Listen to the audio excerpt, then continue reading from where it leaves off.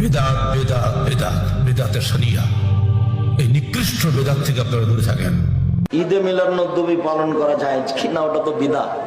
এটা কি মুহাম্মদ রাসূলুল্লাহ সাল্লাল্লাহু আলাইহি ওয়াসাল্লাম করেছেন? তার সাহাবীরা করেছেন?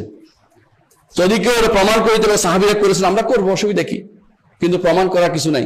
রাসূলুল্লাহ সাল্লাল্লাহু আলাইহি ওয়াসাল্লামের জন্মবার্ষিকী অথবা অন্য কারো জন্মবার্ষিকী পালন করা জায়েজ নয়। ঈদে মিলাদুন্নবী এটা ইসলামের একটা বড় বিদআত। ঈদে মিলাদুন্নবী তো ইসলামে নাই, নামাজ হবে কোত্থেকে? আল্লাহ রাসূল সাল্লাল্লাহু আলাইহি ওয়াসাল্লাম তার জীবনে কখনো এই ধরনের কোনো অনুষ্ঠান পালন করেন নাই, করতে বলেন নাই। সাহাবায়ে কেরাম যারা তাকে প্রাণের চেয়ে ভালোবাসতেন, তারা কখনোই তার ভালোবাসার নজির দেখাতে যে এই ধরনের কোনো ঈদে মিলাদুন্নবী করেছেন, জশ্নে জুলুস করেছেন, মিছিল বের করেছেন, র্যালি বের করেছেন, এর কোনো প্রমাণ নেই।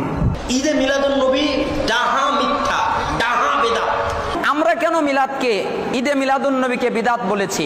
আমরা এজন্যই বিদআত বলেছি, রাসূল সাল্লাল্লাহু আলাইহি ওয়াসাল্লাম বলেছেন, যে ব্যক্তি এমন কোন আমল করলো যা আমার থেকে প্রমাণিত নয়, তা হচ্ছে বিদআত, তা হচ্ছে পরিত্যাজ্য, তা হচ্ছে বাতিল। বিশ্বনবীর জন্মদিন সাহাবারা পালন করতেন না, বিশ্বনবী নিজেও পালন করতেন না।